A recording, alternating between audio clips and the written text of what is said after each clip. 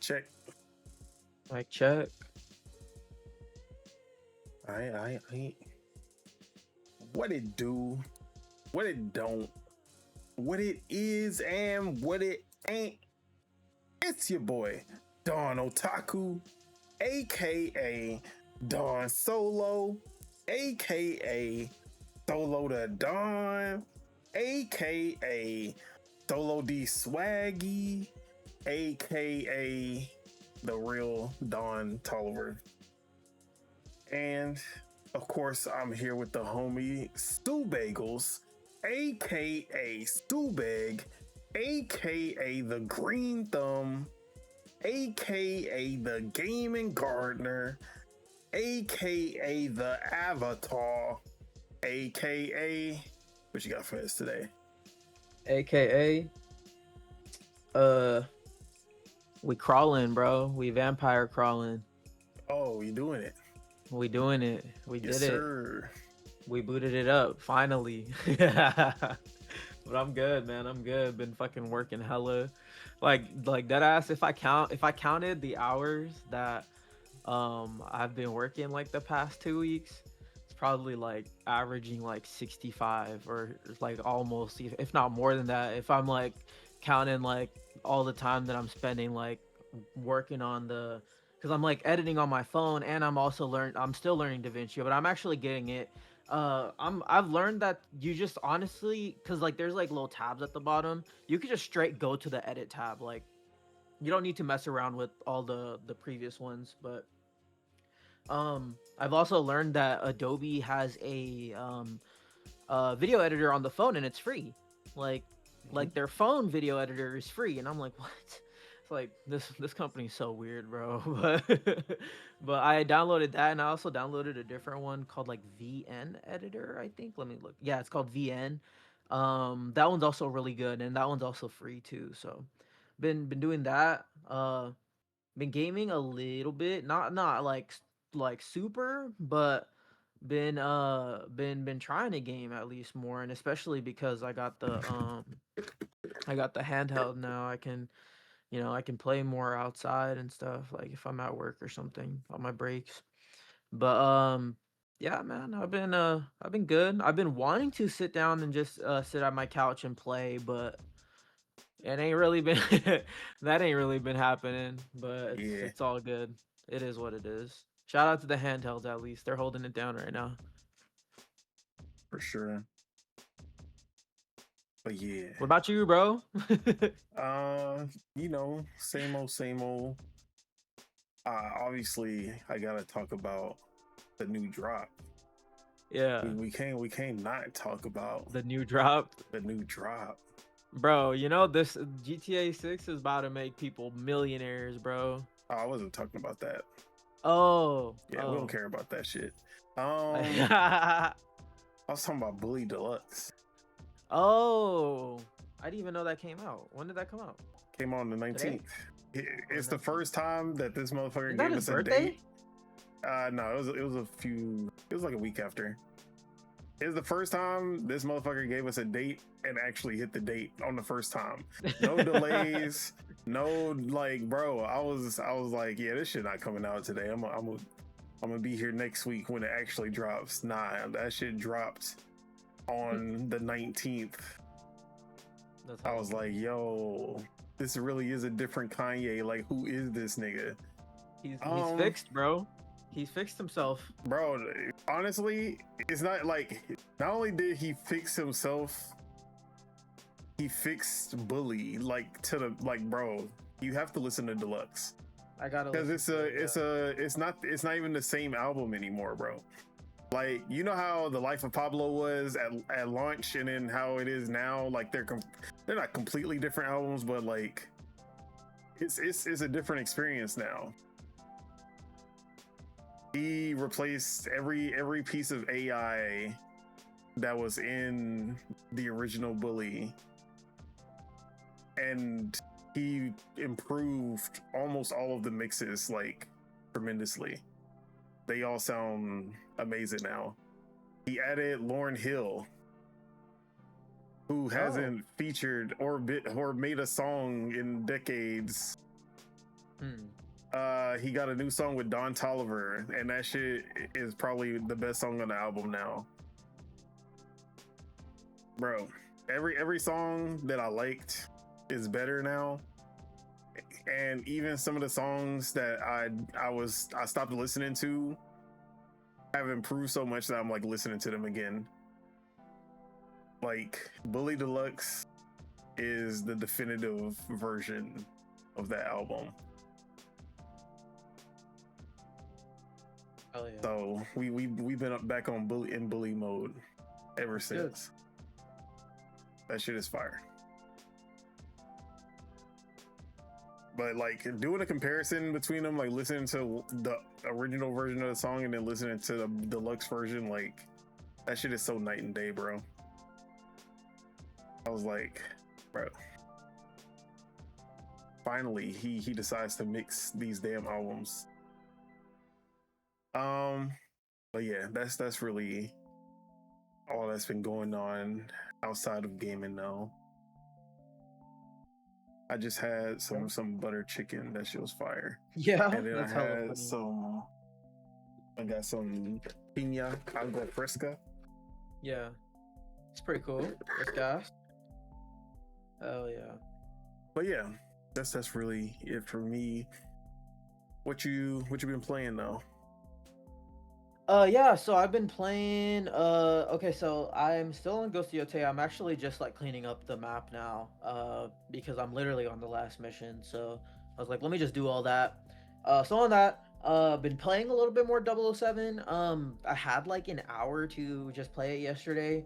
I didn't play the story. I actually went into like the little tactical missions because I just wanted to play it, you know, like I wanted to play the combat and just like learn it and see how it is. So I did like a few of those missions, and that was pretty fun actually. I had just fun just messing around with the sandbox that they've built for Bond, but that was fun. I talk about Aerial Knights last week? I probably did, but I got all that. I got I like 1,000 the game. I'm sure that there's more achievements, but I'm okay with putting it down for now. And then Xenoblade, I got the bike in Xenoblade, so I'm doing that. Edition exclusive. Yes, sir. The Switch 2 edition. So that was cool. Now I'm just kind of, since I have the bike, I'm just like, let me just do all these what do they call them, like head to heads or face to faces or something, or heart to hearts? Yeah, heart to heart.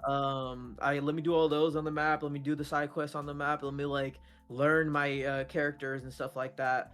And like literally, I was just like playing it, and I was just like I know I've heard this said about Xenoblade, but like it really did start to feel like a single player MMO at that point. And at that point, I was like, yeah, this is fucking awesome.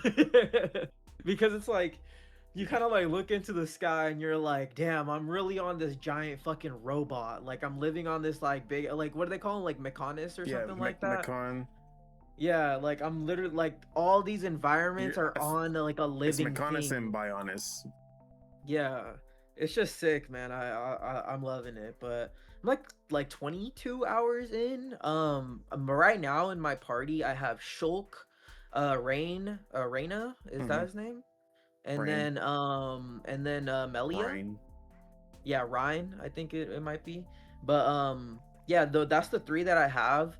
I'm kind of lacking on the heals, I'm not gonna lie. I think Charla's the healer, but she's kind of buns, like low-key, like she kind of trash to use, I'm not gonna lie. But like Melia's pretty strong, and then Ryan is like the tank, you know, and then Shulk's kind of just like the jack of all trades, like he can do it all. He has a healing ability, and maybe I haven't leveled it up enough, but it only heals me, and I'm just like, damn, I kind of wish I had a healing ability that just healed everyone in the party. But yeah, so I'm having a lot of fun with Xenoblade, man. I'm excited. I don't know. It's gonna probably take me forever to get through this one game. So we'll see. We'll see how it goes. Imagine the Xenoblade Genesis comes out and I'm still just on one. I mean, I wouldn't put it past, because that's probably where I'm gonna be at in my replay. That's hella funny. But yeah, maybe I'll just like kick into like gear and just start just like mainlining it at some point. But I'm just having a ton of fun with it, and yeah, there is some faint frame drops. It does stutter. Actually quite a lot, to be honest. It's in like Magna Forest, it stutters a lot. Like I've noticed, and I'm like, bruh. But for some reason, when you're on the bike, it doesn't seem to stutter too much. Like it seems to like just go. It's kind of weird. I don't know. Maybe they gotta work on. Maybe they need to implement DLSS or something into the games. Maybe that would help. But because I don't think they use DLSS. Like I don't even think they use DLSS in Chronicles X, and because everyone like complains about the upscaler in that one, right? But they definitely need to use DLSS. Yeah, like ASAP. Like Donkey Hopefully Kong Bonanza looks Genesis. fine with like the FSR1 combo that they're using, but it's like not all games are gonna be like that, you know. But even Donkey Kong has frame drops too, especially in the later areas and stuff. Like it's not like the most consistent 60, but it does target 60, which is nice. But yeah, hyped to keep on playing Xenoblade. I'm actually really excited to play Star Fox now that I'm actually getting it, so excited about that. First time, right? Love playing first Like, time, yeah, playing first through time, it? first real time, yeah. Yeah. I might have played like some sort of like Star Fox online shit on like the 3DS or something like that. Because dude, remember like for the early edition of the 3DS, like if you bought it early, then that like They give Christmas or you- whatever, yeah, they gave you like a bunch of games and shit, and the access to like even old games that I think was like exclusive to that, which was crazy.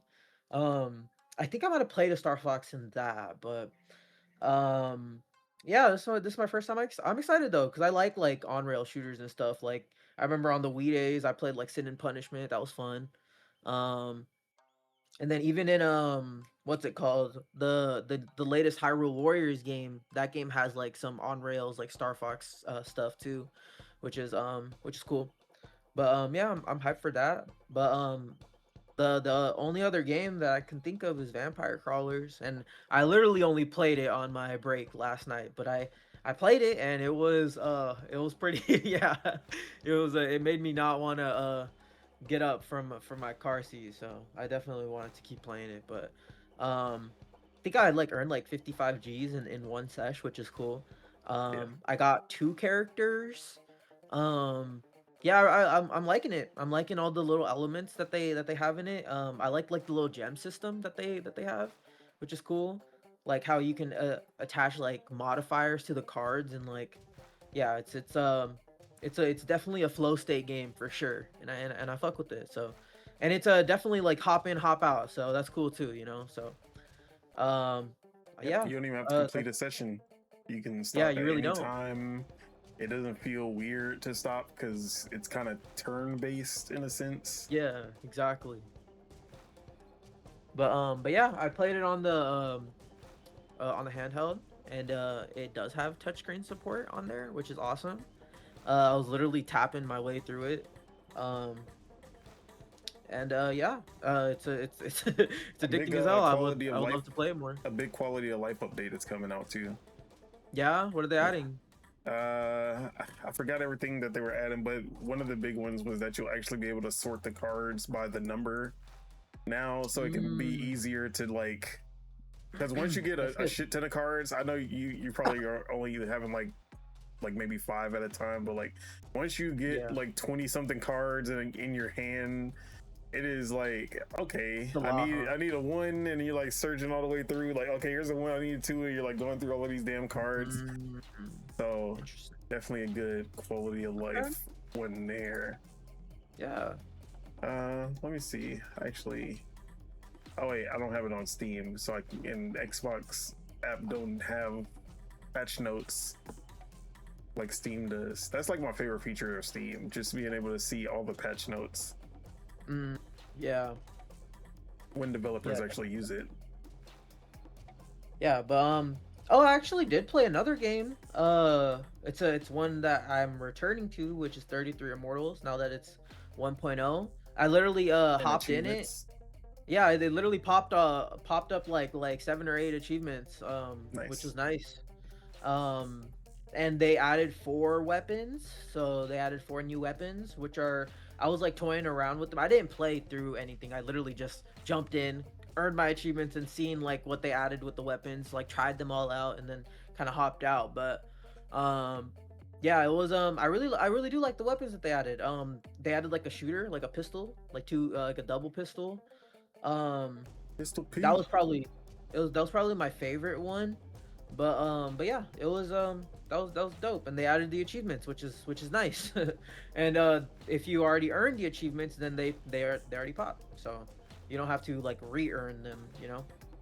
That's so. But yeah, I really fucked with it. I'm loving it. Like honestly, like more people should be playing it because 33 players. I think they even expanded the lobbies too, and they made it so you can have private servers. Nice. In the um like you can go into like a private area in the woods or something it's called. But yeah, awesome game. Uh really like really one of the underrated games of last year that dropped. I guess now that it's 1.0, it's officially dropped this year. So yeah, definitely check this game out. And if the peeps out there are like looking for co-op games, this is a great co-op game. All right. Anything else? I think that's Yeah, I think that's all. Okay. As for myself, as you can see on the screen, NBA to run, still going strong. And it's literally like my go-to games have literally just been NBA the run and Undisputed. I've just been going between those games. Right now, Undisputed has been taking up all my time because I'm getting through the career mode. I had the United States belt. I was the middleweight champion, and then I relinquished my national belt. Went for the world belt. Whooped Canelo ass. Got my belt, and now I've been doing title defenses. Just trying to get to the number one in the world, and then I'm about to move up to the next weight class and do it all over again. Hell yeah. So yeah, I've been putting belt to ass on that game. That's funny. But I like that they have like the legends kind of mixed in with the career mode. So in one match you're fighting Canelo, then next match you're fighting fucking Sugar Ray Leonard and Roy Jones Jr., who whooped that motherfucker, was the only one who gave me like a real challenge. Like we was going fist for fist, bro. Roy Jones Jr. was not playing games. That was my fucking character on Fight Night Round 2. Like he was disgusting on that game. But yeah, Undisputed has been a lot of fucking fun. NBA to run has been, that game is definitely like I gotta play like 2 matches and then I get off that shit because bro, people just be cheesing the fuck out of this game. And it's like, yeah, like it's fun. I love it. I love everything else about it, but as soon as you see fucking fucking Shay, what's his name again with the braids? Fucking hate that guy. Shay? Yeah, hate him. SGA?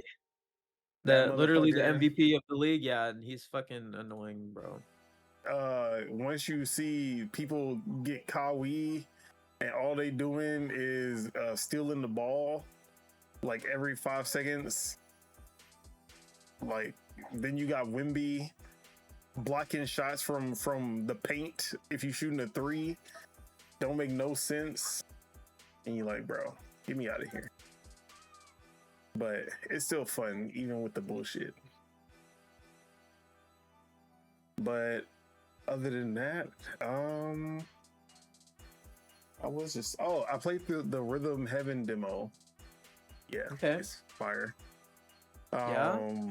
Do not use wireless headphones because the latency is gonna throw you off badly. But playing it with the speaker, I was having fun with it. They do have multiplayer, but I didn't get to try it in the demo. They have like some of the multiplayer modes that you can play, so I want to try that. But yeah, the Rhythm Heaven demo, like, okay, see what we putting down. It's literally just Rhythm Heaven. Like, at least the single player parts that I played, not much has really changed there. But I do want to get, like, I really wanted them to give us a chance to play that RPG mode, because that's like the thing I'm most excited about. Okay. But other than that, on my Switch, I was playing Skyrim. We doing that again. Yes, sir. But Switch 2. How was that? It's definitely Skyrim. But I did play with the motion controls. That was fun. It doesn't look any better? It looks like an Anniversary Edition, so still looks pretty nasty compared to like a modded version, which I'm used to seeing now. So every time I see vanilla Skyrim, I'm like, oh yeah, this game did come out in 2011, didn't it? And then I keep trying to play Xenoblade Chronicles, and then every time I pick it up, I like play for like 10 minutes, and then I have to do something else. Damn. But other than that, I've been playing some Steam Next Fest demos, which definitely not going as crazy as last Steam Next Fest, where I played like fucking 20 games a week. I just played some of the ones that interested me, and ones that we actually talked about on the show before, that have been on the radars.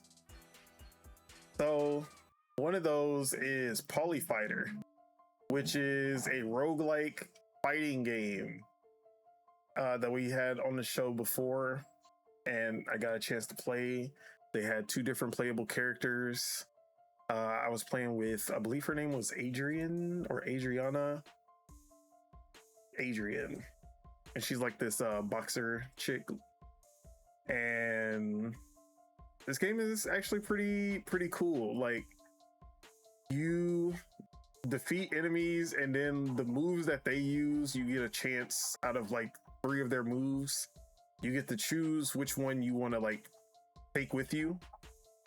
And then you just add that to your abilities, and it can be like regular attacks, like your special moves, like a Hadouken fireball type thing. Or you can style, like, they have all these different moves that you can take, and they're all like different ranks and different levels. So like as you progress, you'll start getting way better and stronger abilities, and then you can also change out your specials. And each ability, like, you can see the same ability, but it'll have different perks to them. Like, you can have this like rushing punch attack, but one of them will be, it'll do like fire damage, and then another one will have life steal, and then another one will be ice, one will be lightning. So like they have those roguelite enhancements added to it that makes it fun to like mix and match. Like, okay, which one am I gonna go with? Like, I do need something with some life steal. I had this grab that was a life steal grab, and that shit was so clutch, because whenever I would be trying to combo somebody and they kept blocking, I would just do that grab move, do the life steal, get some health back, and I get to break through their block. It was perfect. But then started getting like into the like later rounds. These motherfuckers started parrying the grab. Like, everyone knew how to parry that grab. That's like funny. Every time I would grab, they would like toss me instead, and I'm like, bro. I'm like, yo. So I had to retire that grab because they were destroying me. Oh, that's funny. But I believe you have 3 lives to start with. Okay. Or like you can lose 3 rounds, and your health regenerates slightly every time you win, but it doesn't go all the way back up like you would in like a most fighting games where your health goes back. so that you can have a fair fight. It's like, no, your health stays where it is. You get like a 15% health boost every time you win a round, and in each fight you have to defeat them 2 times. So you want to preserve as much health as possible while you're fighting, because your health is not gonna go back up. And every time you lose a round, that's one of your health, or one of your lives, I should say, not your health. And then, yeah, it's literally just trying to survive, figuring out what moves is gonna like be easy to cheese your way through. That's literally what I was doing. I was trying to find the moves that I could just cheese my way through without getting hit. But then there's the bosses, and then they are not gonna let you cheese them. Like, they be doing some shit. But you only have to beat the boss one time, but they have like way more health compared to the other fighters. So yeah, they also have like the branching paths that you can take. So sometimes you'll get a chance to fight a special character, like one of the playable characters, and then they will have like some story dialogue, but also they're gonna have higher ranked moves. They're just gonna be a lot harder to defeat. Yeah. And sometimes it'll be like a tag battle where you fight two enemies. So this game actually had a lot going for it. Like, all of the moves actually felt really good. It was actually pretty easy to put them together. Like, you can put combos together with the moves pretty easily. Which I was like, okay, if they have all of these random moves that you can have, like, how does that work with your combos? But they did a really good job of making them feel like they were natural to the character. Even though I had like I was a boxer, but then I would be doing some kicks and stuff, and it's like, okay. Or I'm like grabbing as a boxer. It's like, how are you grabbing anybody with fucking boxing gloves on? But okay. But other than that, it was actually pretty fun. It's good. And then another game that was featured on here that is another fighting game hybrid. This one's called A Fighter's Nova Mindara. And this one is a JRPG fighting game, where it's a narrative adventure, and then it's basically Naruto, Naruto Rise of the Ninja, or Naruto Broken Bond. If you remember those Ubisoft classics. I do actually. The best Naruto games. Dude, those games are hella good. Yeah, where it was like an adventure game, and you would actually like go through the story, like you would actually run around and complete puzzles, and you do the chakra, and then you run on the water. Like you do, it's basically that, but it's an original game with original characters. So you're doing it's called A Fighter's Nova Mindara. Not the best title, but yeah, what the fuck is that title? Fighter. So Nova? You can explore. Yeah, you explore, and essentially the story is that the girl Mindara is a part of this tribe, and there are these cursed beings that they call like the marked ones or something like that. And she befriends one of them, even though her tribe doesn't like them. And she finds out that her tribe is gonna kill her friend because he's one of the cursed ones. So she decides that she's gonna leave with him instead of, like, she's gonna pick him over the tribe. And they set out on an adventure where, like, her brother is one of the tribesmen trying to kill him. But you like are in the overworld, and there's like puzzles. You have like this boomerang that you can do to collect items from across, like, from, if you can't reach an item, you can use the boomerang to catch it, kind of like Legend of Zelda. Okay.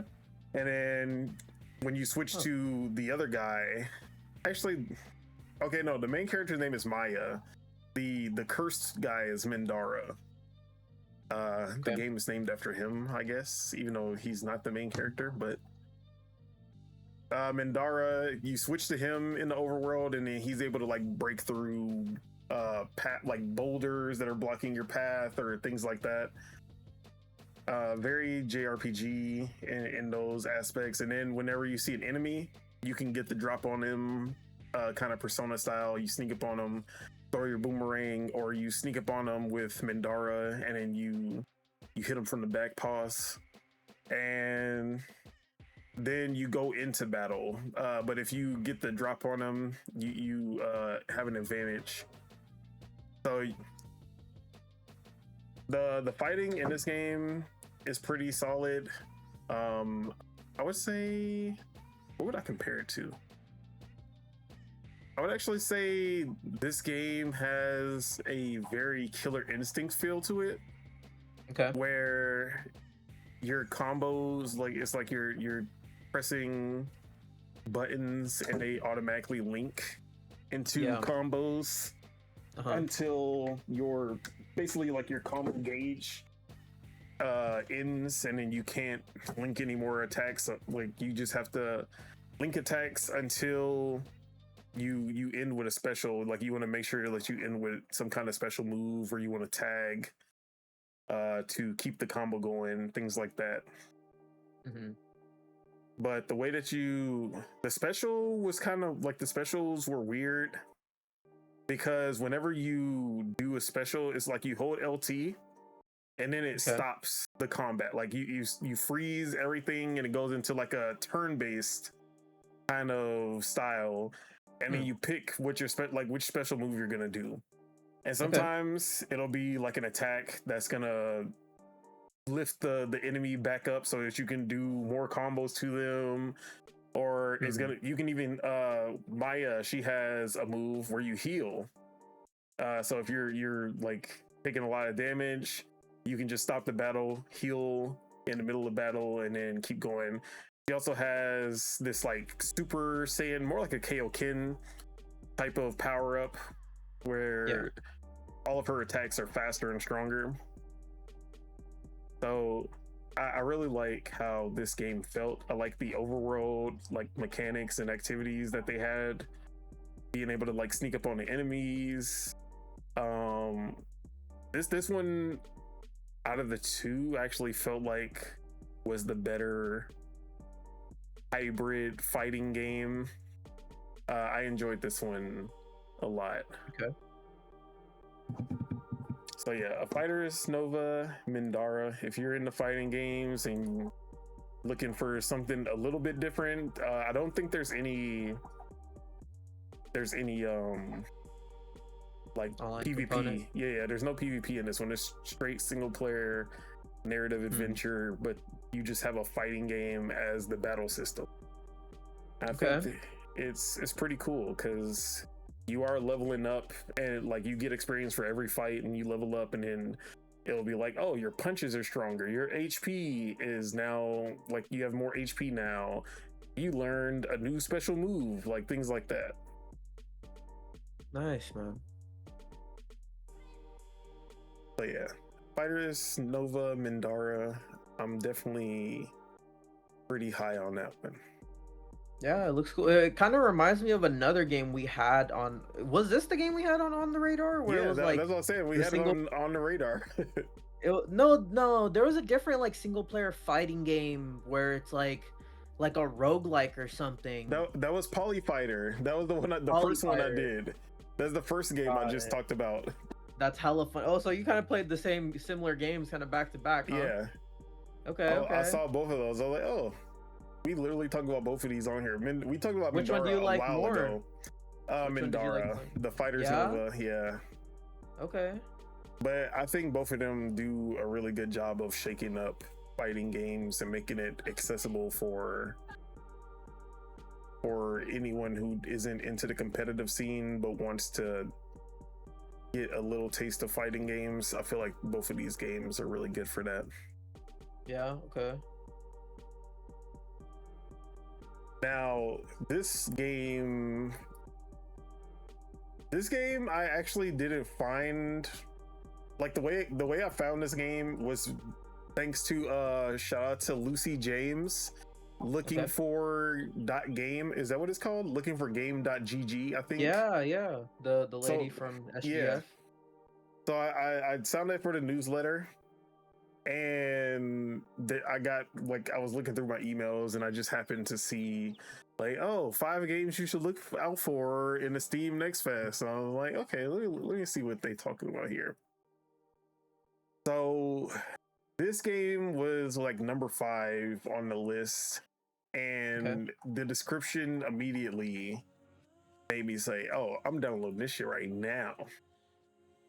And it's called Offbeat. And Offbeat is a simulator, a tycoon style simulator style game, but it's about music production. And you make music and jingles for like companies. And you start off with like a little toy piano and a little sequencer, and then you like continuously build up until you have like drum machines and other instruments. Like, you keep building up until you get more instruments, and then you're able to do like make more music. And obviously I make beats, like I've made music my whole life. So when I saw this, I was like, yo, I have to play this. Yeah, this looks good, bro. First off, they did a really good job with like how they kind of is teaching you music production in a way. Yeah, like on it, like it's teaching you how to use a DAW, like which is a digital audio workspace. Think FL Studio, Pro Tools, Logic, all of that. It's basically kind of teaching you like a very basic version of how to use a DAW. Okay. And it works so well at it, because you start off with, like I said, you start with this toy piano and a sequencer. And a sequencer is basically like you put the notes into the sequencer, and then it'll like it'll play the notes as you place them in the timeline, and then that's how you like make whatever sounds you want to make. So you get a feel for like how to use a sequencer like right off the bat. That's the first thing. That's like the easiest kind of way for people to just start making sounds. Like, okay. And then you can also just like click around on a toy piano to just see what notes you like, get a feel for the notes. So it's like, okay, your uncle, he got this sequencer off of somebody, but he didn't know how to use it, and he gave it to you because he knew that you always wanted to make music. So then he's like, but don't, like, I'm only gonna give it to you if you make a ringtone for me, because I hate the ringtone that like the ringtones on my phone. I need a new one. So then he's like, it don't matter what kind of ringtone you make, just make me something. So then you have this very basic sequencer that it's only like a 4 bar. And then you're like, you just make whatever with the toy piano, and then he'll like you send it to him, and he's like, yo, everyone who hears my ringtone, they're like, yo, what is this ringtone? It's so like, it's the best ringtone ever. Like, and then because like someone heard, like a company heard your uncle's ringtone, and they're like, yo, your uncle told me that you were the one who made the ringtone. We want it like this hotel. It's like we want you to make a jingle for the elevator and one for the spa. And then it's like every time you get a new job, they give you a new tool. So like first you go from like this 4 beat, and then like, okay, but we want it to be longer. Like it needs to be a 4 beat instead of a 4 bar. So it's like, that's 16 bars basically. And it's like, okay, No, I'm making it up. I don't know why I'm saying 16 bars. I got my time. It's way less than 16 bars. You start with 1 bar. That's what I should have said. Start off with 1 bar, and it's like, no, we need it to be a 4 bar. Like, okay. So then you learn how to like expand the sequencer, and then you can make longer songs. And then it's like, okay, but now we want something that's chill. It's like we need a chill sound. So it's like, okay, I need to change the sound on my or no, they're like, we need a chill piano. And at first it like the fucking toy piano was like set to meows. It was only making meow sounds. It's like, oh, I learned how to change it to an actual piano or an organ. And then it's like, okay, so now there's like, you can make whatever music you want, but it has to meet the like the standards of what they want. So it's like, okay, yeah. And it'll like tell you like as you're playing the music, it'll tell you like, oh, this is a piano sound. Oh, this is a rising, like this is a rising melody. This is a falling melody. That's cool. Like a rising will be like do do do do do, and then a falling like do do do do do. Yeah. So like a crescendo almost. Yeah. So it's a really cool way of like teaching you how to make music while also being like a really cool simulator as well. So yeah, I had a blast with this game. I definitely want to write something about this because this is something I never really thought about as a video game. Like I've always wanted to play a like game dev tycoon, but it'd be like music studio. But I never thought about actually adding music production to it as well. And I like that the developer actually said, like when you start off the game, it's like, hey, anything you make here, it's yours. You can share, you can put it anywhere. That's awesome. It, like whatever you want to do with it, it's just all yours. Yeah. Like there's no copyright, no nothing. Speaking of, I'm actually gonna play. I'm gonna see if I can play some of it on here. Whatever I made. Let's see. Did I even record the sound of the game? Wait, that might be too loud. I have to monitor.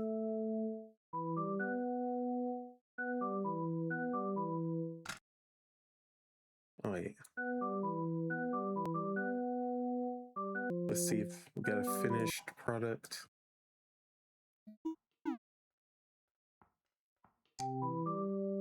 Yeah.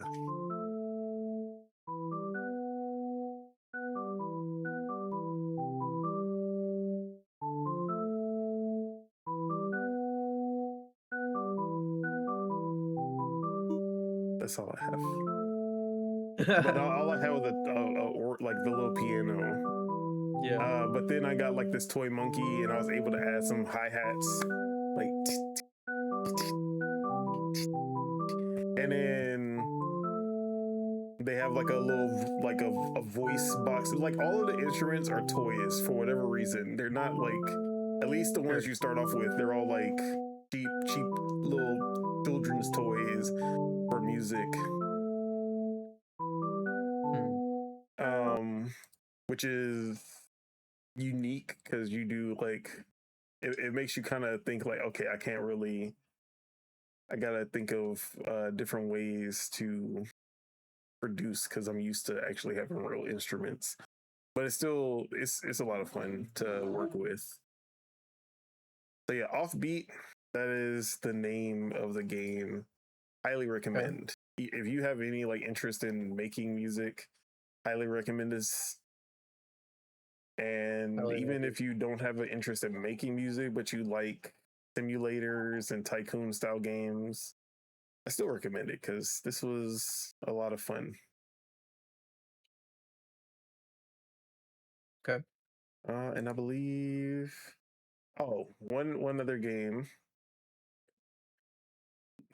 I don't know how I think I did just find this just scrolling through the demos on Steam Next Fest. Okay. This game is called Normal Golf Game. Mm. And don't let the title fool you. This is not a normal golf game at all.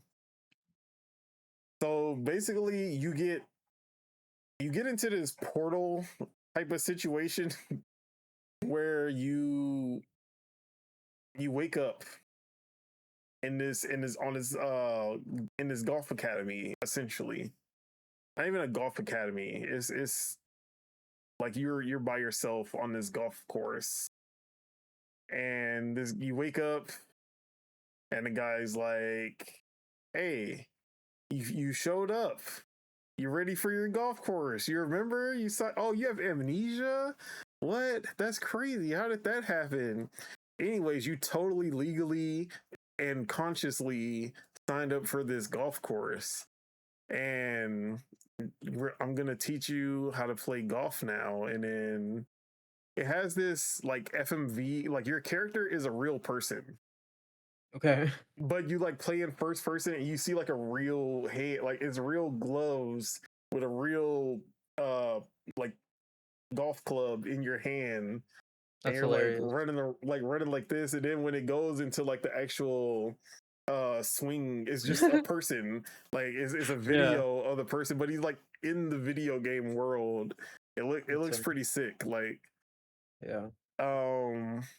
The writing is hilarious. Is literally like Portal. Like the guy is just talking to you over a speaker like he's Gladys, and it's like, okay, you just gotta do this objective over here, and it's like, oh wait, there's these he's like, oh, your car got towed, so I guess you can't leave anymore. I forgot to tell you that you can't park there. And it's like you have to break these signs with your golf club, and you can basically put your golf ball down anywhere in this little open sandbox and just start golfing. Like, so it'll be like, oh, destroy these signs with your golf ball, and you have to, the way that you do the whole point of this game is that the golfing system is super in depth. Okay. Because you know how you'll play like Mario Golf or Hot Shots Golf, and it's just like, oh, you aim and then you press A, wait for the bar to fill, press A again, wait for the bar, and then boom. It's like a meter. Yeah, it's just like a little meter, and it's like, okay, like once you get the hang of it, you know how to, like, you get it. It doesn't change from there. But the way that you swing in this game is that you have to use your mouse, and then there's the little stick figure on your screen, and you have to like use your mouse to ragdoll the hands of the stick figure and hit the ball at the perfect angle. And like you have to not hit the ground, you have to hit it so that it goes up. Sometimes you'll only like graze at the top of it, and it just rolls on the ground. But at the same time, you have it's like 3 different images, right? The first one is you doing the swings with the stick figure. The other one is like your aim. And that's constantly like moving left and right. And then it's also curving. And you have to like straighten it out using like Q and E, I think. And then you have to aim with like A and D to like move the ball to where you want to hit it. So like you're doing both of these things at the same time.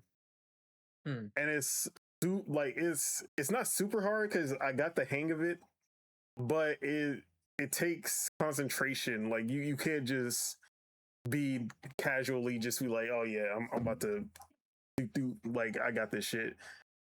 Like you really gotta lock in every time you swing, which is cool because most golf games that isn't Wii Sports is not really that much of a challenge unless they add like some crazy shit to it, kind of like Mario Golf does. So yeah, I was actually having a lot of fun with this. I love the Portal vibes.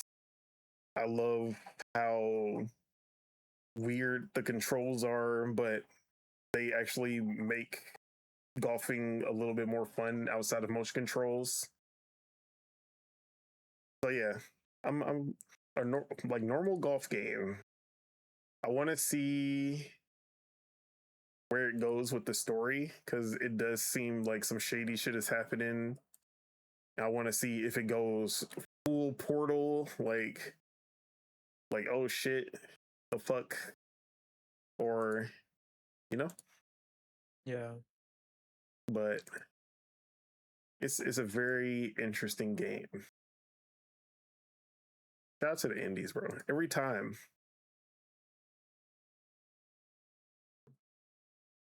We need to see this game get nominated for best sports game. Take FIFA or Madden or whichever bullshit game always gets nominated that doesn't actually deserve to be up there. Put one of them in here instead.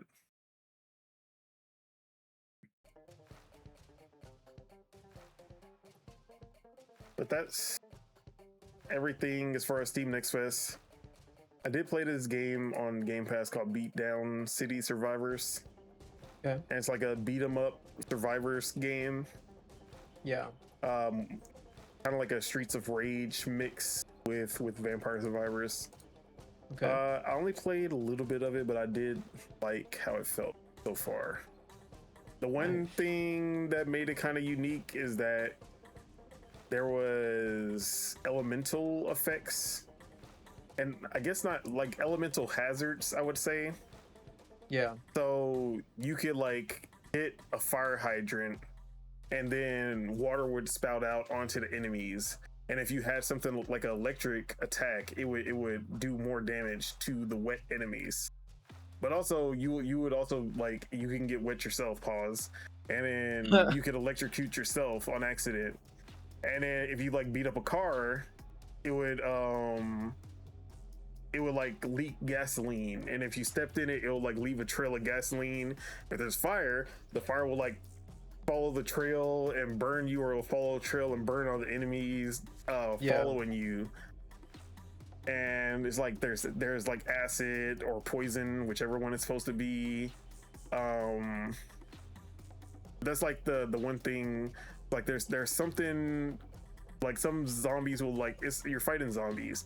Some of the zombies will literally just be covered in acid, and you gotta like only use ranged attacks against them, because if you hit them, they'll damage you. Or like one time I was like just beating up this air conditioner and didn't know what I was doing it for. I was just like, okay, I see an item that can be destroyed, I'm gonna destroy it. And then I froze myself. Like I got frozen and then they just beat the shit out of me. Yeah. So I like that element of it, because I've never seen that in this style of game before. Nice. But that is everything that I've been playing. Okay. With that, I just have a couple of on the radars that I just want to shout out. I know I just did the Steam Next Fest on the radar shout outs, but just a couple that stood out. For sure. So one of those is called Bandit Night, which I do have the demo up. I have it downloaded, I just have not played it yet. So I will probably talk about this game again. But Bandit Night is a game, it's a pixel art style game where you steal everything. Everything can be stolen. People's clothes, like on their body, you can just steal clothes off of them. You can steal fruit. Like he was stealing walls inside of the house. I was like, bro, what is going on in here?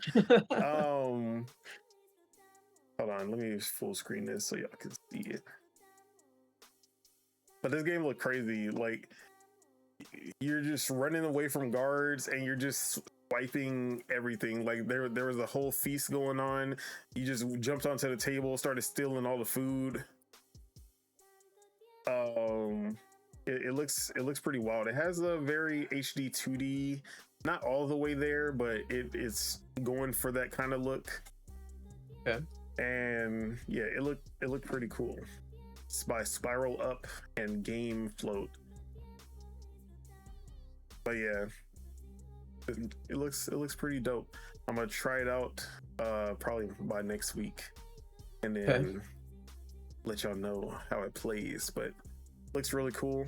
Bandit Night, and then a new action JRPG called Stars of Eternity. This is an indie. I think it's one developer also, and it's like a full 3D anime action RPG that looks really good for it being one developer. Okay. Very flashy combat. This isn't even the trailer that I saw a more in-depth one that looks really cool. Music. Jesus. But yeah, this game looks cool. There's a lot going on in these scenes. Yeah. But definitely looks pretty high quality for being a one-man dev team.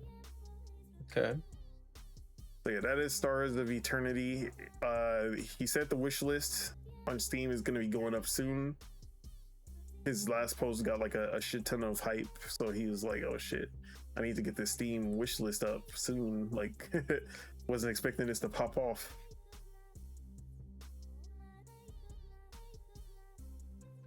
But those are the two on the radars. Won't spend too much time. With that, let's get into some news.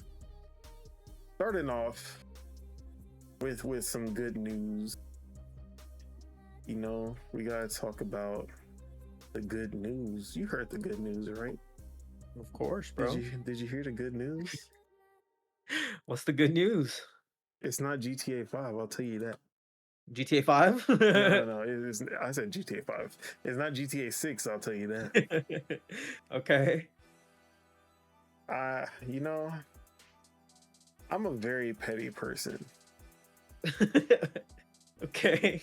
You know, I try not to be. It's like, yeah, I try my best to not be a petty person. I try my best to like just be. I be trying to chill, you know. I be letting some shit slide all the time. But there's a certain fan base who never just wants to let things go. They know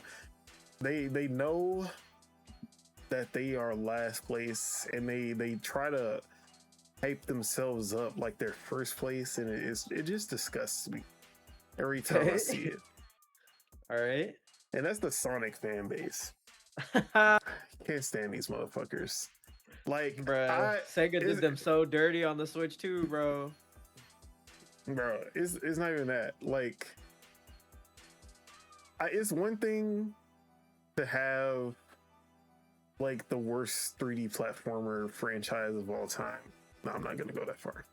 But you know, Sonic games range from mid to ass. Like that, like mid is, oh, you did a good job this time, Sonic team. That's mid for them. But it's the fact that the fan base just, they won't admit, they won't like know their place. You know how there are franchises that you know they're not the best, but you like them because of XYZ, and you just like, I know these games aren't never, like, they're never gonna be these Game of the Year winners. They're not gonna sell a shit ton. They're not even gonna, like, they're gonna sit in the 70s on Metacritic, and I'm okay with that. You know, Sonic fans, they can't do that. They have an excuse for every time a Sonic game is ass, like, oh, Sonic Frontier, they just didn't understand Sonic Frontiers. You know, if you know, Sonic Frontiers is actually one of the great, bro, stop. Get some help.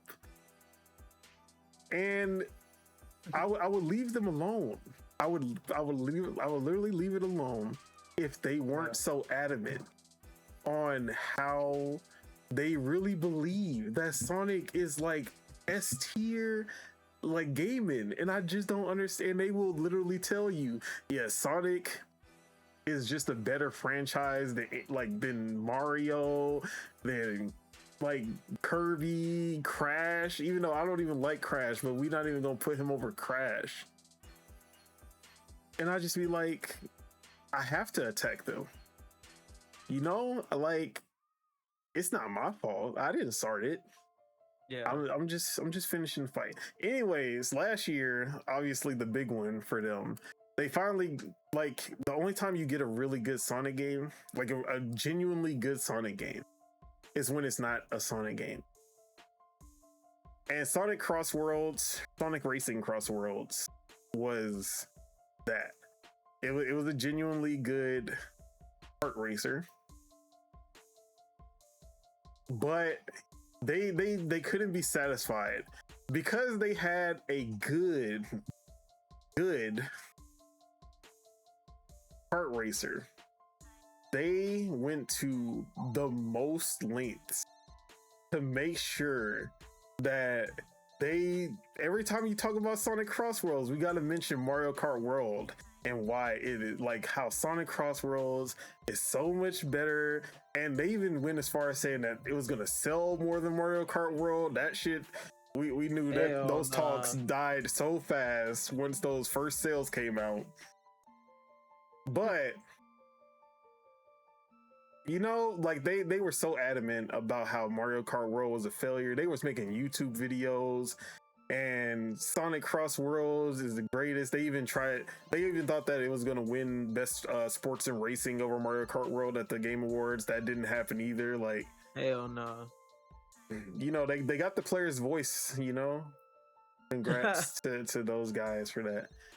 Yeah.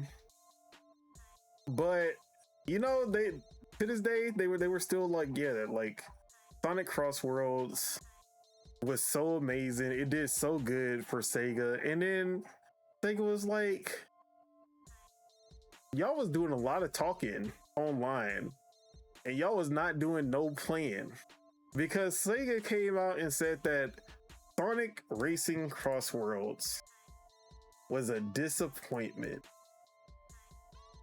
Despite strong title evaluations, sales results have fallen short of expectations.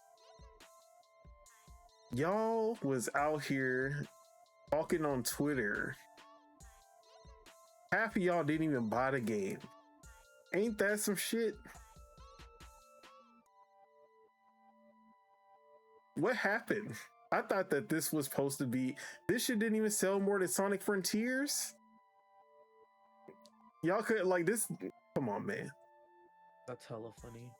Look. I think the last time we got sales for this, the last time we got sales numbers for this game, it had barely crossed 1 million. That was like at the end of last year. Sure. And for this type of game, for a kart racer, that's really, like, for a non-Mario Kart racer. Yeah. That's actually pretty good. Like, although Sure. Crash Team Racing or Crash Nitro Racing did like 10 million, you know, that was a genuinely great. Like, I put that on Mario Kart level. Like, Crash Racing. Yeah, that game's amazing, dude. Yeah, Crash Racing is Mario Kart level. Crossworlds is good. It ain't no Crash, I'll tell you that. But I feel like 1 million is a good number for that game to hit. I feel like anyone would be happy to hit 1 million for a kart racer. But you know why the sales fell short? Because Sega was too busy spending all their money getting Mega Man, getting fucking Pac-Man and Hatsune Miku and all of these characters, Avatar, and then nobody like, and people were like, oh my god, look at these characters. Who cares about Cow and Mario? We got the Avatar, we got Ninja Turtles. They spent all that money for and guess what? That 1 million, that, like, all those characters that they put into the game, they needed more than 1 million because of that. I'm pretty sure if they would have kept, they would have still sold 1 million without any of those characters, and the game would have still been good. And guess what? They would have not needed to overextend their sales to meet the expectations. Bro, guest characters, like, they're cool, I'm not gonna say like I wouldn't want fucking Avatar to show up in Mario Kart. That shit would be live, but Yeah. that shit also costs money. And if you know your sales, or like, I'm not gonna say they probably did expect more sales. I expected more than 1 million. I don't know where it's at right now. I expected like at least like 3, 4 maybe. I expected it to outsell Sonic Frontiers pretty easily. Not to say that it still can't, but it won't be full price sales anymore. It'll, like, people bargain binning. I'm still waiting for it to hit like 15, and I'm gonna pick it up. I think I got it for like 25. Yeah, I keep seeing it for like 20, 21 with the Woot discount. I'm like, ooh, should I bite? And I'm like, nah, I'm gonna wait for that 15, that good 15. It'll be there eventually. Oh, that's me with Adventures of Elliot right now. I know that shit's gonna be like $25 in like 2 months. Bro, when I knew I want to play Adventures of Elliot, but then I'm like, I have Mina. Mina was what, 1999? 1999, and infinitely better game. Like I'm good. I have Mina. Like, if I want that kind of style of game, Mina's gonna hold it down. Like, we good. Oh yeah, Mina's still a GOTY nominee in my eyes. I haven't even played it, and I'm saying that.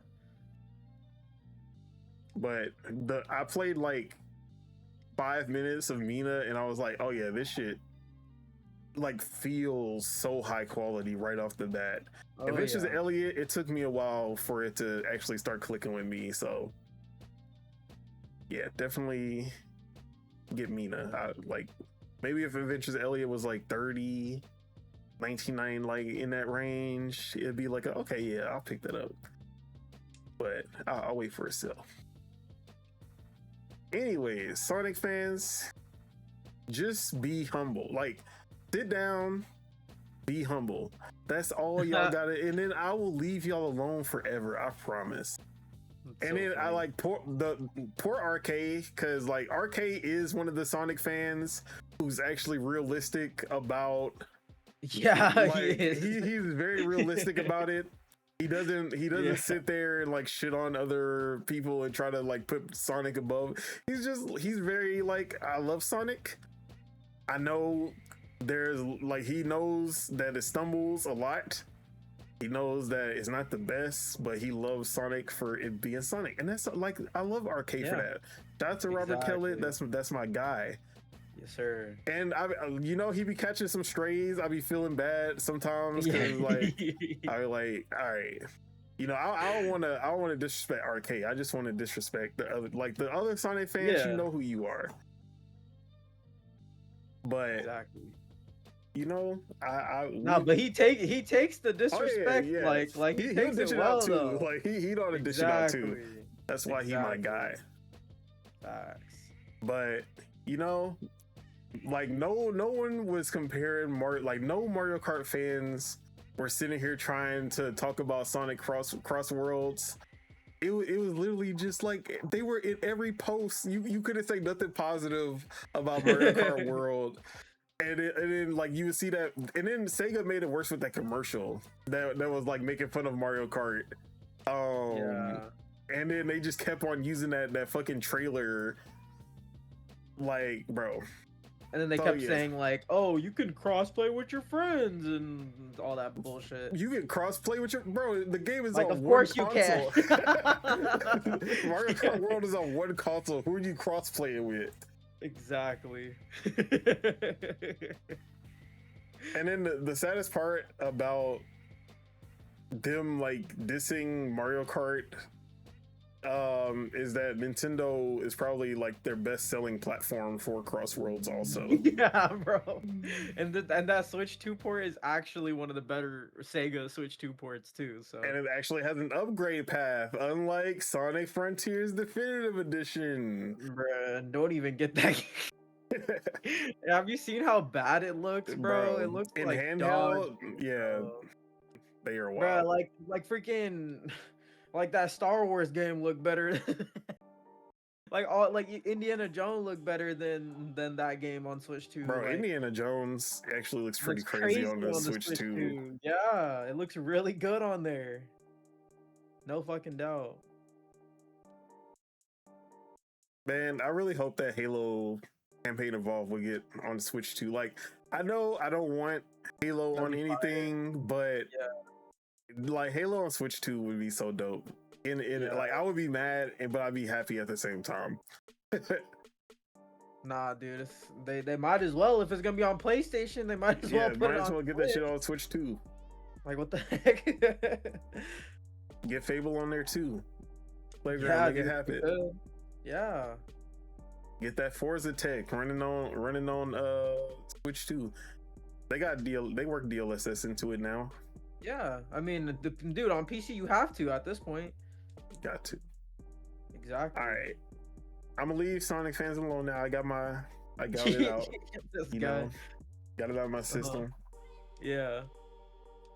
Just remember, don't be throwing those stones in a glass house. Yes, sir. All right. Shout out to the GOAT, Shinji Mikami, Oh, yep. because he had some bars that I resonated with instantly. I just wanted to get your how you feel about this. He said, this is his quote. He said, "If watching gameplay was enough for you, the game wasn't that good." Mm. And he said, hold on, I just lost the page. There it is. Resident Evil creator Shinji Mikami says that if people are content with watching a full game on stream without playing it, it's because the game isn't that good. His goal is to make titles that force you to grab the controller. If watching gameplay satisfies you 100%, his work on the game only half delivered. Our job is to make games that leave people itching to finish them with their own hands. Mm. Straight bars. Straight bars. Mm. Bro, I like that. I'm looking at Shinji Mikami. I'm like, Hi-Fi Rush, would that be an enjoyable watch? Nah, bro, like, I want to get my hands on that shit. Even like Ghostwire Tokyo. Yeah, exactly. Like, Evil Within, maybe it might slot into that. Like, I could see somebody not wanting to play, especially people who don't like horror games. Yeah. Or like they're more afraid to play than they are to watch. I could see something like that. Sure. But I fuck with that. Like, if your gameplay isn't, if you see some gameplay and you're not like, oh, I need to play that, like you would rather just watch someone else play, or you want to watch cutscenes on YouTube, that means the game wasn't that good. You only did half the job. I was like, yo, this nigga spit. You're not lying, bro. You're not lying. Like even me, like you were saying, like the horror game stuff. Like I don't play that many horror games, but it's a completely different experience playing it versus watching it. Like no doubt, like no fucking doubt, bro. I remember when Slender. You remember when Slender first came out? Oh yeah. And I was watching people like play and react. And I was like, are they dumb? This game don't even look scary. Like, why are they screaming? Why are they acting like this? This shit is not scary, bro. Exactly. And then I loaded up that Slender, bro. It's different, like bro. that shit, bro. When you hear the sound in the headphones, and you're just hearing footsteps and the crickets or the cicadas in the background, whatever they were. And then when the heartbeat starts playing, that like, no, it's a completely different experience from watching somebody else play that shit. Like I could watch horror movies all day and like I might jump at one scene in like 5 out of 5 different movies. A horror game, like I'm so on edge throughout every horror game that I play. It is an entirely different experience because you are immersed in it. Like this is you. It's happening to you. whatever you do, like is like you're gonna cause this shit to happen. So yeah, definitely playing like the gameplay experience needs to be so good that it makes someone want to pick it up. That's why I feel like the over reliance on narrative and cutscenes and all of that does hinder, like it makes people want to watch instead of play. Yeah. Because who's really watching someone play through Super Mario Odyssey? You're not watching that for cutscenes or shit like that, bro. Like when I see someone play Super Mario Odyssey, I'll be like, damn, now I want to boot up Super Mario Odyssey and play that shit again. Like, I can understand like something like Splatoon because like the competitive aspect, not everybody is good at like shooters, and it's like, okay, like I want to watch my favorite streamer play Splatoon and actually be good at it. I can see something like that, but like Yoshi in the Mysterious Book, like who wants to watch through that? It's the gameplay. You're like, okay, that looks cool. I want to do that myself. That's how I feel about most Nintendo games. No, I agree. So yeah, I want more developers to think like Shinji Mikami. But it's not like I don't like those narrative only experiences. Like I love Telltale games. A lot of people do only watch those games.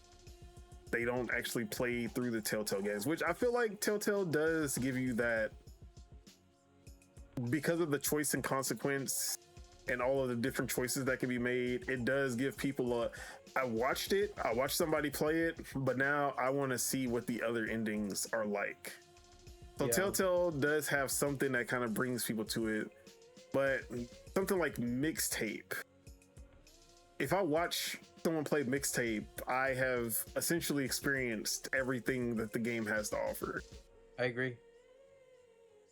And that's not to say that it's inherently bad, but also if like you can't blame someone for watching the game if you make a game that doesn't really have any compelling gameplay to it at all. Exactly. And never buying the game. So yeah, I really want to see what Mikami's working on over at what's the new studio? Unseen? Oh yeah. I forgot he is at Unseen. I was thinking whenever I see Unseen, I only think of Nakamura, the Ikumi Nakamura. Yeah. But I forgot that's his studio, not hers. Wait, is it his? Am I tripping or no? I want to say No. I think I'm wrong. Okay. Unseen. Hold on, Shinji Mikami. Studio. Cause he's with Shift. He signed with Shift Up. But he had a studio and they kind of merged or something like that. Yeah, hold on. No, okay, yeah. Unseen is Akumi Nakamura's studio. Unbound. It's called Unbound. That's why Same we're shit. confused. Unseen, Unbound, they're literally the same. And they names. were both at Tango, which is hilarious that they have these two titles that sound similar. I'm surprised they didn't merge. We've merged Unseen and Unbound. I'm excited for Kimuri though. That game looks fire, bro. I still go back and watch that trailer. I'm like, yeah, bro, this shit gonna be fire. Hell yeah. All right. Well, hopefully, when I see Shinji Mikami's next game, I'm like, yeah, bro. Now I know why you said, because this shit that you got cooking, I need that in my hands ASAP Rocky. All right. Yes, sir. Korea has been doing. They've been producing a lot of heat lately. Yep. Crimson Desert. Crimson Desert. What We else? had Liza P. Liza P. Shift Up with Stellar Blade. Shift Up. Yup. And there was one that I had my eye on that I was like, yo, this shit looks sick. And it was at the Xbox Showcase last year, and I was super excited about it. But it does seem that the worst has come of that game. That is Mudang, Two Hearts. Mudang has officially changed its name to Mudam because it no longer exists, and that studio has been closed down. They went bankrupt, which terrible outcome, bro. I'm gonna put the gameplay on the screen for the people who don't remember what Mudang was. Where's the trailer? Not reactions. Here we go. But I remember this game kind of showed up. God, why is it showing Discord? There we go. Oh, dude, I really want to play Xenoblade, dog. I literally am like nostalgic about it, and I'm like playing it right now. It's crazy. Sitting here fucking thinking about it. My bad. What are we talking about? Mudang? Yeah, I remember seeing this game kind of surface. It surfaced before the Xbox Showcase, like a year before the Xbox Showcase, and it was just like Project EVR or some shit like that. And I was like, yo, this game looks fucking sick. Like, I would love to, like, Xbox should go after this game. And then Xbox actually did go after this game. They got the Game Pass bag and everything. Yeah. And I was like, yo, it's like, I saw it at the Xbox Showcase. So I was like, this is that Project EVR game that I was just talking about last year. And then, yeah. And it had some, it was like a zombie game mixed with some Splinter Cell. Like the action looked crazy, had some Last of Us vibes to it also. Like, I was super excited about this game. And now, nothing. Now, I guess there's always a chance of something coming up. Like, they went bankrupt. They could secure some funds somehow. Someone, I feel like if Phil and Sarah was at the helm, they would have did something. They would have come through somehow. I don't think Asha even knows this game exists. I don't think she knows. I still can't believe they fucking kicked out Sarah Bond on Black History Month, bro. Hey, man. That shit is crazy, dude. That's crazy work, bro. Like, deadass, that's crazy work. I'm pretty sure Microsoft didn't even know that it was Black History Month, or Satya Nadella. He was like, Satya. It's just another Tuesday. Bye-bye. That's so sad. But yeah. Oh, well. Mudang looked pretty fire, but, should be happening. Should be sad. Hopefully those devs can find somewhere else to go and they can prosper somewhere else. Maybe we get a miracle play like the Tango Gameworks situation. Tencent. Yeah, that'd be cool. Go to Tencent, go to NetEase, whatever you gotta do. Go get a bag somewhere, sell your soul. But it is what it is. Hopefully devs can get back on their feet. All right. That is all. Wait. Oh yeah, I actually forgot to talk about this. I was supposed to talk about this at the beginning of the show, but RIP Charles Guillemot, who is the co-founder of Ubisoft, who died in a plane crash which is crazy.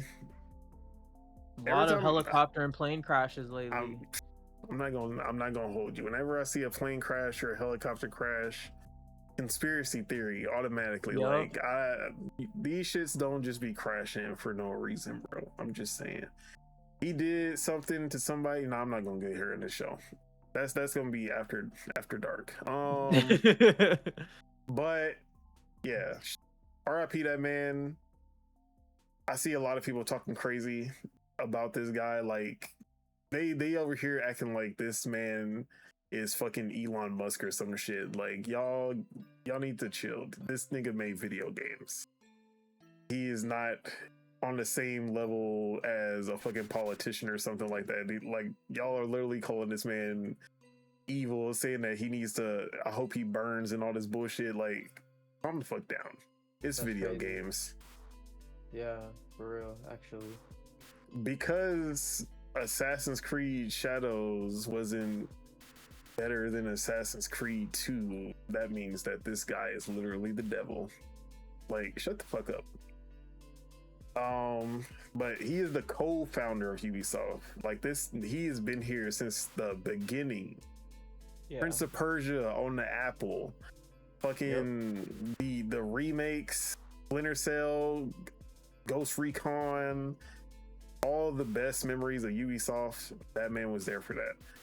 Fucking Naruto, Broken Bond, and Rise of the Ninja. He greenlit that shit. He will always have my respect. I don't care how bad the last 10 years was. The 20 years before that, that man was fucking shit up. Like he was in the kitchen. So yeah, RIP Charles Guillemot. You know, praying for the Guillemot family. Hopefully they get through this. But it's a major blow for Ubisoft because I don't know what his actual involvement was in like the ideas and games or the business side either. I'm pretty sure he played a major role in the ins and outs of Ubisoft. So it's a major loss to the company, major loss to their family, and hopefully they can recover on both sides.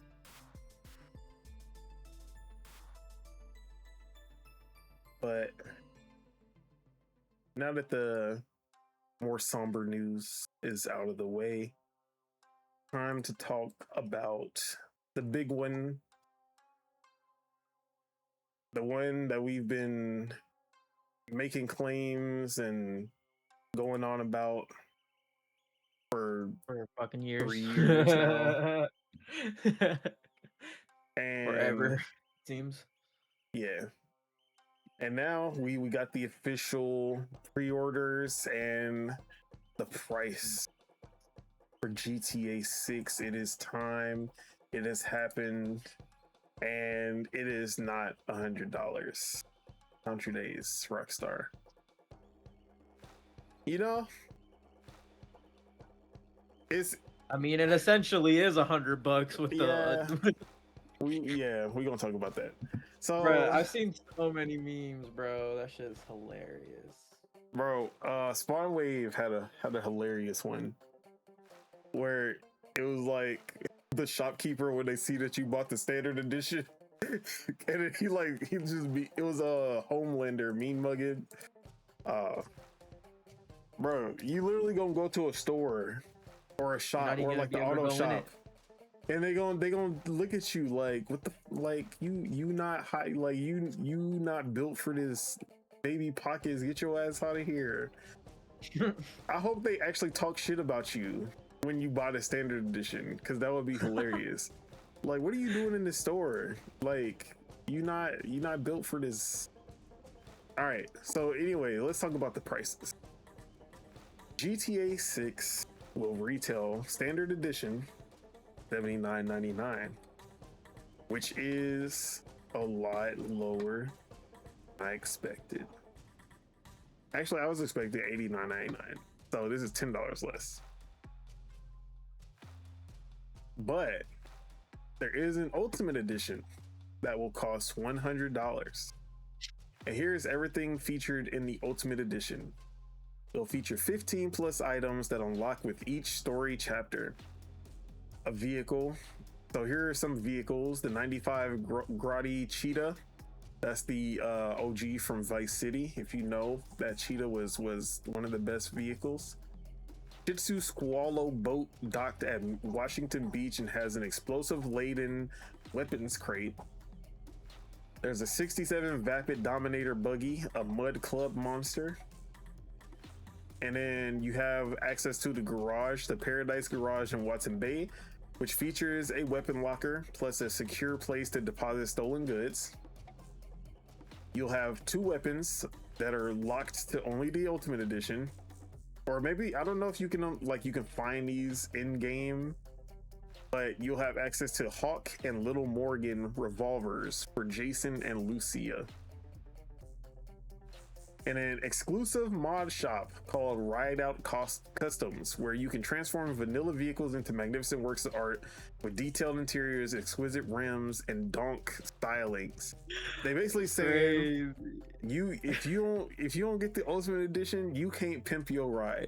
You are gonna be riding standard vehicles, no custom. Like, nah, you rocking the vanilla. And then when you imagine streaming and then someone's like, yo, I know you're not rocking that vanilla car, bro, show me your customer, show me the shop. I don't got that shop. This nigga broke, get him out of here.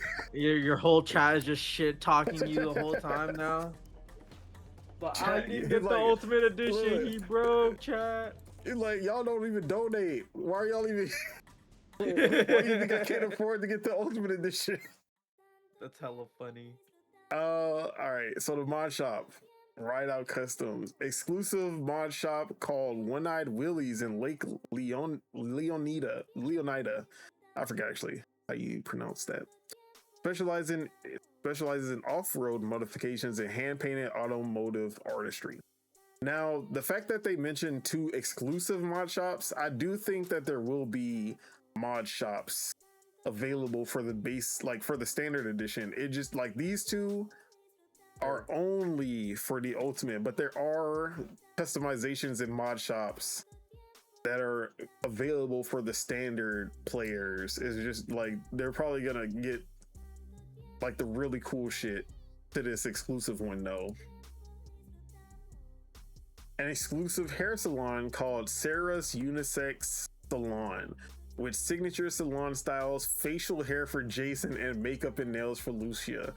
Oh my god. We charging for facial hair.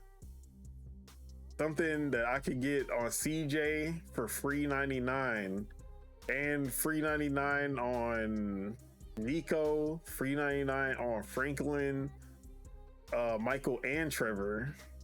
And in Red Dead, your fucking beard would grow on its own. Exactly. Now you got fucking you put a nair on your face all day, every day. Crazy. Rockstar, man. And they're gonna get away with it. And they're gonna get away with it. Is this Rockstar or is this Take-Two? I feel like it's probably Take-Two, bro. This is Take-Two coming in there like, so y'all not gonna charge them $100 for the standard? No, 80 is as high as we'll go. All right, what if you just add some exclusive content and then we charge $100 for that? Is that a good compromise?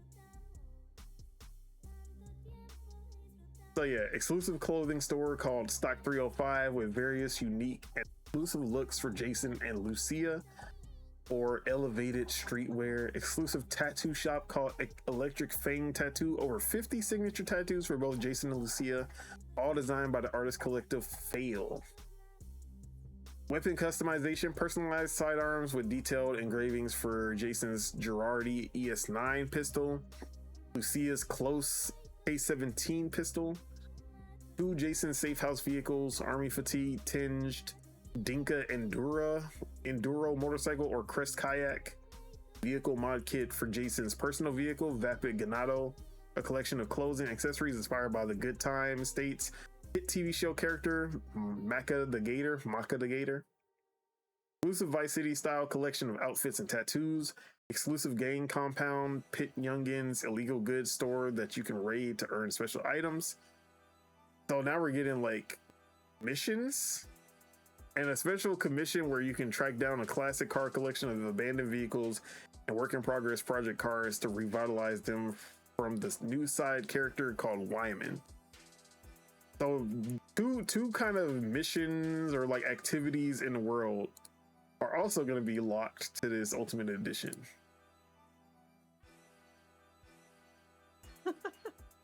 You love to see it. Bruh, they're gonna get away with it too, man. Of course. This is about to be the biggest. This is about to be the best-selling game of all time, bro. For like the first 24 hours. How much you want to bet? Probably... Wait. How much you want to bet that Ultimate Edition is outselling the standard? Oh, bro, no doubt, no doubt. I can't have my fucking Jason out here looking baby face. I need that facial hair, bro. I can't be streaming this shit with the basic ride, bro. That's crazy, dude. So yeah. All I'm gonna say is, bro, Nintendo would never, bro. Nintendo would never, bro. Speaking of Nintendo, because we gotta bring this up, because I already saw this shit. Yeah, I already saw this shit from BG. I saw this shit from fucking who else was on this shit? Gaz. And they trying to point the fingers. It was Nintendo who did it first, and if Nintendo didn't do it, then they wouldn't have went to bro. Stop. That's so cap, bro. All right. So, like BG was saying, like at least I think it was Gaz. Gaz was saying at least GTA gonna be like this revolutionary game that makes it worth the price tag. And Mario Kart, that shit's about to be the same shit as it always is. He's like Mario Kart was like people didn't even know Mario Kart was a new game until the title screen popped up. Like, bro, first off, all right, we know the cartridge situation was like half the reason that they moved up to the $80 price tag, but the fact is, for $80, this Mario Kart World, you're getting a complete experience, no microtransactions. Every update that comes will be free. They might have a pack that they sell, but their fucking DLC is like $12 usually for Mario Kart. Whereas GTA 6, you are going to be paying for microtransactions. They're going to hit you over the head with them shark cards. And we still don't even know if they're going to sell you the online as a separate purchase. Sell it, bro. They're going to sell it. Bro, they literally market it like on the page when you try to pre-order the games, like this is a single player experience. Like they don't mention GTA Online at all. And when it was completely different when GTA 5, like they were like, you got GTA 5 and you got GTA Online included in GTA 5. Like they're like, why are you only talking about GTA 6, the single player campaign experience? With this pre-order, am I not pre-ordering GTA Online as well? No, big dog, you are not. No. Get ready to pay another 50. They about to drop another. It's gonna be 50, bro. On you. It's gonna be like 50 and it's gonna be the same shit. Like you can pay 70 to get like the Ultimate Edition for that, and you'll have like an extra character unlocked. And it's gonna be even worse because then different characters or something. It's gonna be even worse when the GTA Online, because when you see that Ultimate Edition and then they say, "Hey, why your character don't got no facial hair, big dog?" Exactly. They're gonna be clowning your ass online too. And like, hey, look at my whip. Bro, I know you ain't rocking no vanilla.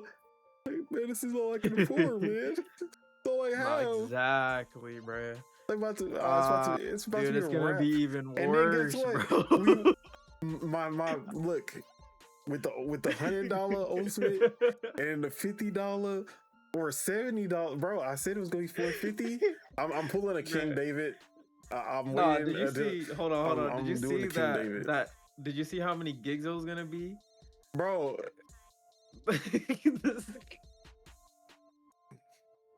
I don't know why. Like, I don't think that's actually the size of it. I know it's probably not, but that shit But was that was 676.7. That's the whole hard drive. 676.7 gigs is crazy. You can't even fit that on a Series S. You would need the storage card. Imagine.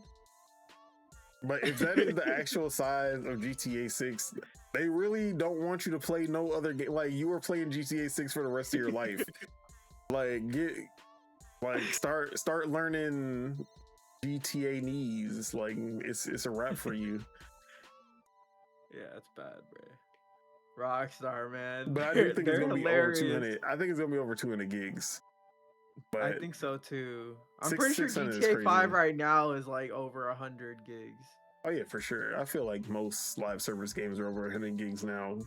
With Bro, all the even constant Red Dead's updates. like over 100. Red Dead's like 120, bro. There's no way GTA 6 is gonna be less than Red Dead.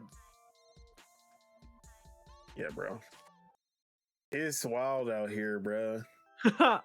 Bro, they need to hurry up and put the next gen updates for Red Dead 2, and they need to just fucking remaster GTA 4, because at this point, this is crazy. This is just crazy though, honestly. It's just crazy. See, an acceptable Ultimate Edition would have been like if they would have did a better remaster of Vice City, like better than the last remaster, and they would have just included that with the Ultimate Edition, like something like that. That'd be I would upgrade for that. I mean, I'm gonna upgrade anyway, but like I would upgrade like more willingly, not with. They gonna catch you lacking, bro. Yeah, not dry lube. But yeah, man.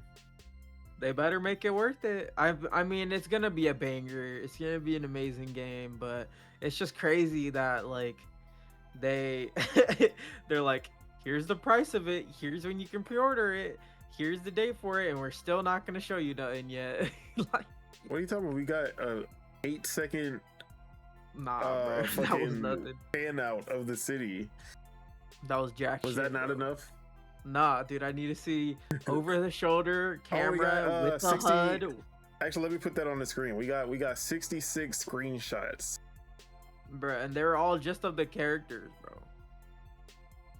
They were probably all screenshots from cutscenes too. Let me see. Oh, 63 screenshots. They're playing though. They're for sure playing with this game, but they've spent so much money on it. So this is expected. This is literally expected. Like, what's the rumored budget? Like 2 billion? Yes. Is that what it is? Yeah, $2 billion. Now, Lucia with the braids, fire. If that's in the Ultimate, I gotta get the Ultimate. No, all that shit in the screenshots is probably exclusive to the Ultimate Edition. Even the cars that they showed in there. I was literally looking at it. I was like, all this shit's probably all stuff that's exclusive to that Ultimate Edition of this game. And the craziest thing is, they're about to get like triple dippers, bro. They're about to get people who buy on console for 100, and then when it comes out on Steam, they're gonna all buy it on Steam again for 100. And then when that GTA Online comes out, that's gonna be like 70 for the Ultimate Edition. So it's like, that's already like almost $300 for like one game. Yeah, I'm not That gonna they're hold gonna you. get out of everyone. I'm not buying that shit again. Bro, I know, but like a lot of people will though. That's the thing, bro. People are ravenous for GTA. I mean, it's been 13 years, bro. 13 years, and on the 13th birthday, found out it wasn't his. Bro, it's been longer for Elder Scrolls, bro, and I don't see Exactly. them feeling like this bad. I mean, that's because the thing is, Rockstar was actively making sure that you were thinking about GTA 6 while we know Elder Scrolls 6 ain't coming out, and they keep telling us this shit is not coming out anytime soon. Don't even think about this shit until I was like, we're still planting trees in the game, guys. Like, yeah, Todd don't want you to think about like Elder Scrolls 6. You're like, go play Starfield. No. bro, you seen what Todd said about Starfield? Nah. Dude, he hella retconned like that game's like personal lore. Like he was like, oh yeah, that's our like cozy management like a cozy game now. And I'm like, bruh, it's like y'all did not market this shit as no cozy game. Like, But it is one. It's a great cozy game. I mean, it is one, but it's like they didn't.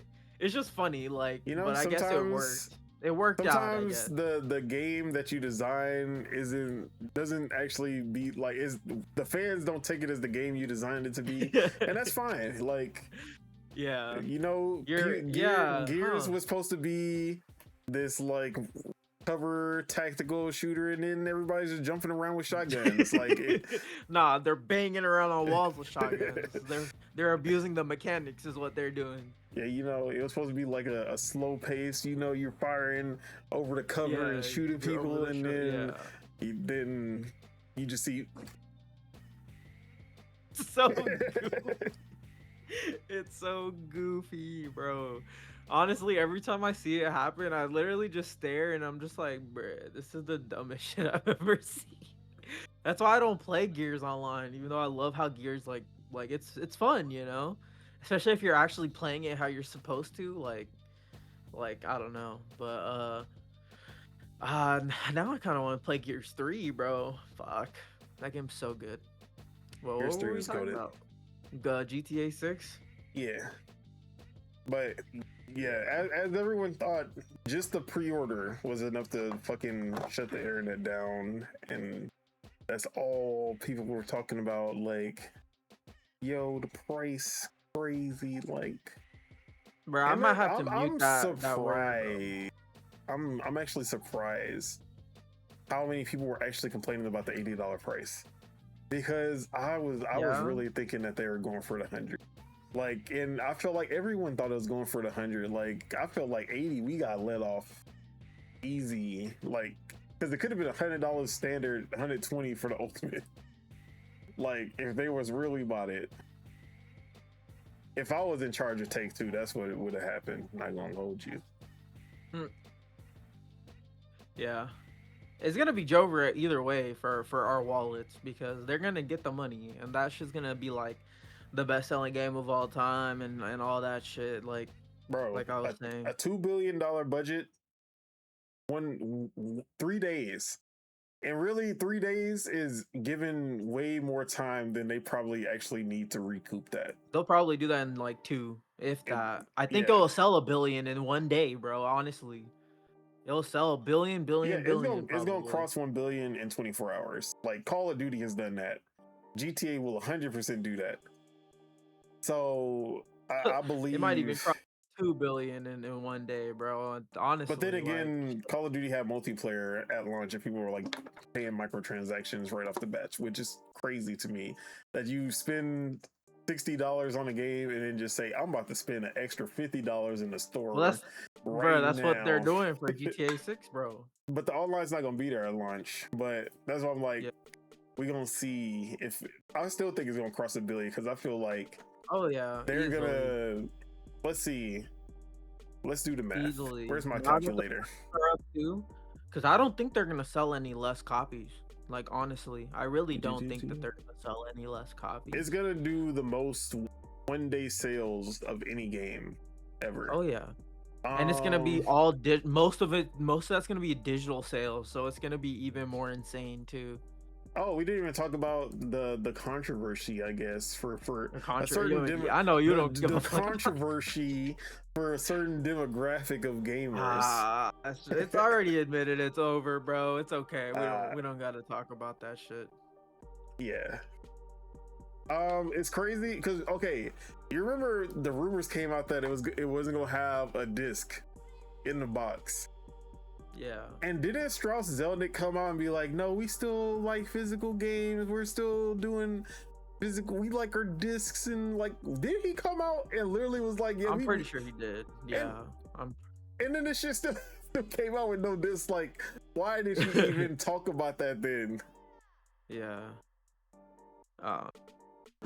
Yeah. Strauss, you know, he's definitely an executive. I'll tell you that. Yeah, no doubt.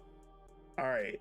So let's say All right, if everyone only bought the standard edition, I'm doing 2 billion divided by 80.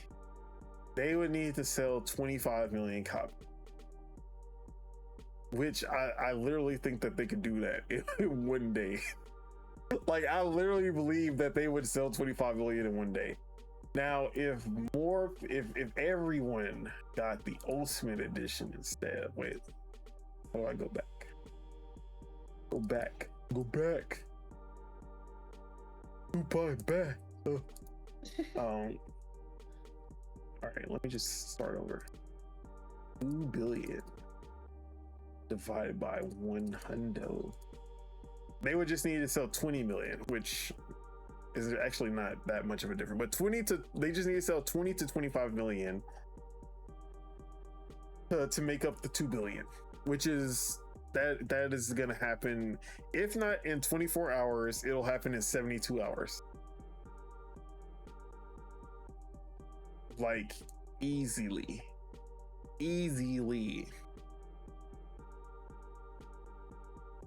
What's the last game? I mean, I shouldn't even say what's the last. Has there ever been a game that sold that much in a 3-day period? Like, I remember. I don't even know. Call of Duty is probably the only one I could think of. I don't even Unless think one of they the sports sold, games has done that shit. I don't think they sold 25 million in 3 days. They just made like a billion in 24 hours just off of sales and microtransactions. But this is gonna have to be pure sales. So let's see. Like, when you think of something like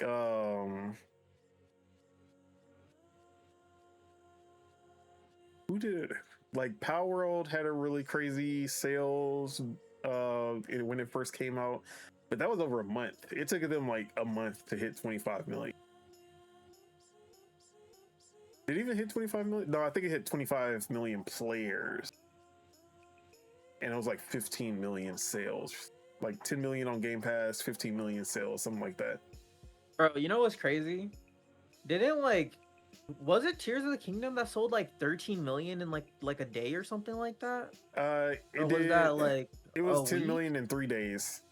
10 mil in 3 days? Yeah, it did 10 million. Bro, in honestly, 3 days. thinking about like Pokemon economy of scale. Pokemon Scarlet and Violet also did 10 million in 3 days.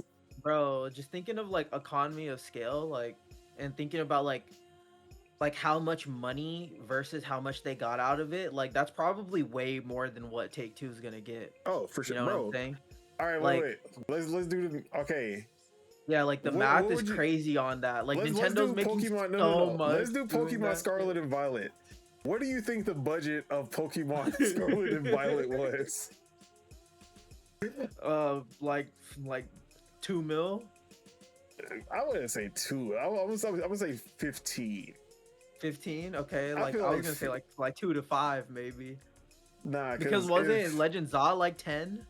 It was like 13, and I feel like they put more work into Scarlet and Violet, or at least they put more time than Legends. Let me say 15. Yeah. If they had a 15 million budget, all right, $15 million budget, and then they did 10 million in 3 days. They sold 10 million at $60. That's $600 million. If they had a $15 million budget, divide that by 15 million. They made 40 times. Like, in 3 days, they did 40 times the profit. Yeah. Which is insane. Now, I know Breath of the Wild's budget was 120 million, but that's because that was a brand new engine. That was their first game in like 7 years. Yeah. They built up the team and they hired Monolith, or like not hired, but they put on Monolith. Co-develop.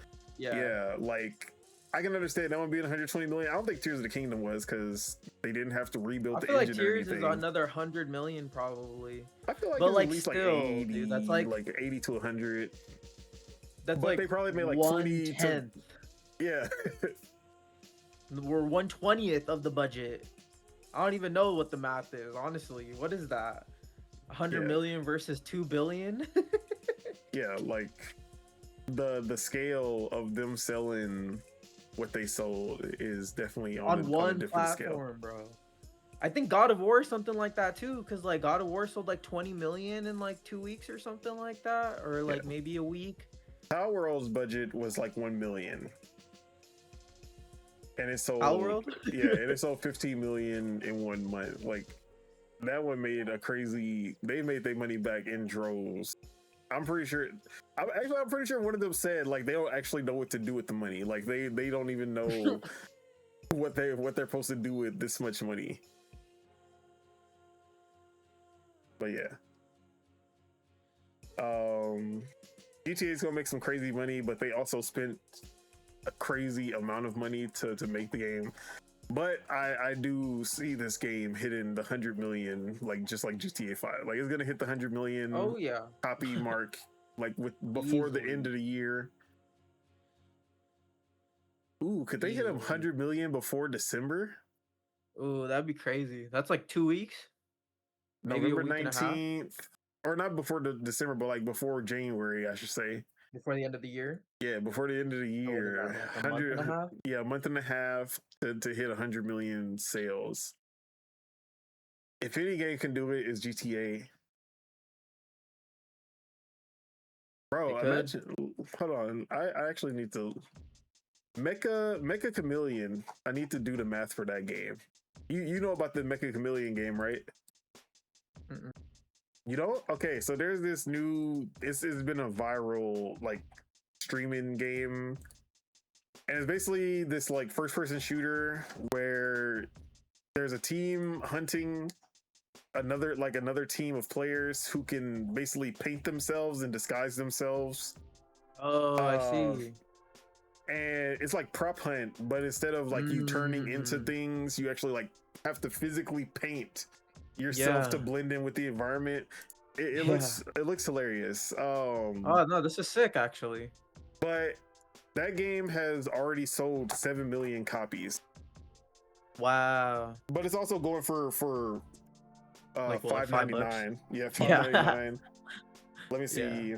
Mecha Chameleon sales. Where are we at with I'm actually gonna put this on my wish list.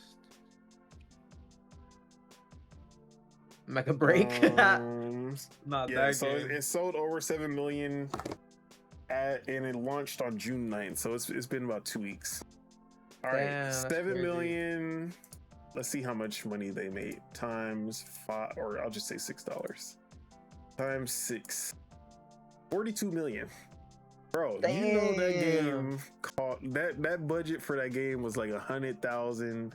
Like if even that, 100,000, 200,000, bro. These indies are literally like they're doing shit that like, and then selling it for $5.99. You become like genius.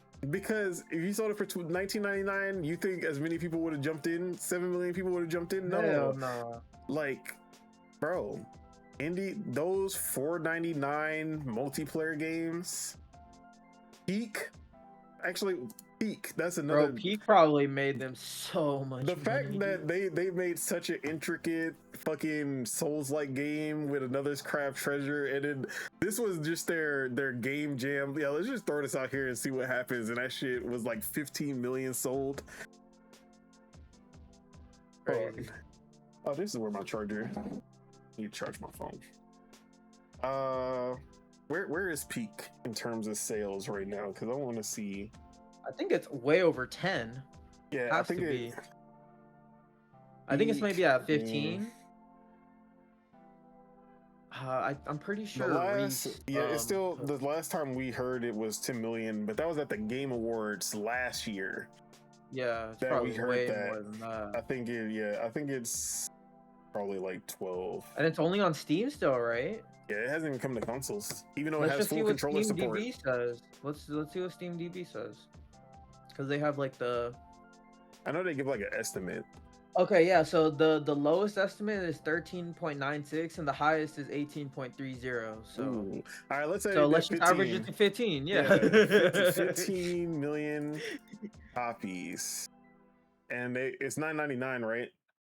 It's 7.99 $7.99. Even though it'd be going on sale, but we just don't say. all the time. Yeah. Yo, 119,850,000. Like, Damn. hey man, when we about to start Hey, our indie yeah, studio, we bro, need to make, we need to make a game, like, bro. you don't even gotta do, look. Bruh. You just need a really good. Yo. You just need a really good idea. Bruh, should I Don't download even have Unreal to put right now? like we don't need no effort in the graphics. Look at Vampire Survivors. We don't need the effort in the graphics or anything. Bro. Like, sell it for $5. Free money. You never know, dude. You never know. You never know. All right. We need to think of an idea right now. Not on live, bro. Oh yeah, we can't be giving. We can't give y'all. We can't be giving y'all the keys, cuz. We can't give y'all the keys. What's wrong with y'all? Y'all thought y'all was slick. I see y'all viewers. I hear y'all like y'all thought y'all was about to get some shit. All right, but yeah, man, these indies are fucking making a crazy amount of money, dude. For real, bro.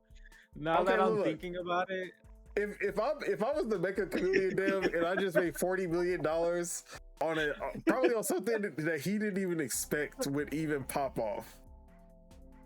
Would I even make another game? Like, what am I like? You're like, dude, exactly. Dude, I'm retired at that point. Like, am I even making games after that, bro? Even half of that, dude. Even half of, like, even a 1/4 of that, bro. I'm like, I'm going on vacation, if you ever wonder, like, man, I wonder what happened to the Mecha Chameleon dev. He's like, he's in Jamaica. He's in the Kokomos, bro. Like, come on. Yeah. That would be me. I'm gonna be a one-hitter quitter. Like, you will never hear from me again. That's hilarious. But I thought you were passionate about making video games. No, I was dude, passionate about making money. Imagine how much Ponkle is making, bro. Imagine how much Ponkle's making. Because he's selling all of his shit for like $2.99, $3.99.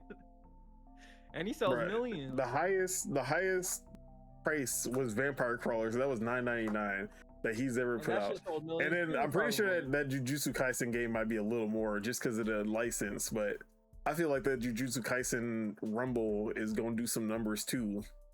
Oh yeah, no, it's addicting. It's fun too. It's a fun gameplay style. Yeah, man. Smart man. It's a lot of money in video, like game development, but it's also you gotta put in a lot of work. Yeah, a lot of fun. Like even the most simplest ideas. Like Vampire Survivors looks so simple, but like that is not something that you can just create with no kind of prior experience. Yeah, exactly. Yeah, maybe I should download Unreal for real. Nah, dude, last time I launched the Epic Game Store, it actually says like a fatal error occurred. And I've been scared to launch it since. So, see, I was using Unity the last time I was doing. Okay. I was on Unity. I need to get back on that. Free too? Yeah, Unity is also free, and they also have like the Gab, the Fab. That's what it is, the Fab Hub or whatever, where you can download assets and shit. We might see, man. We might see.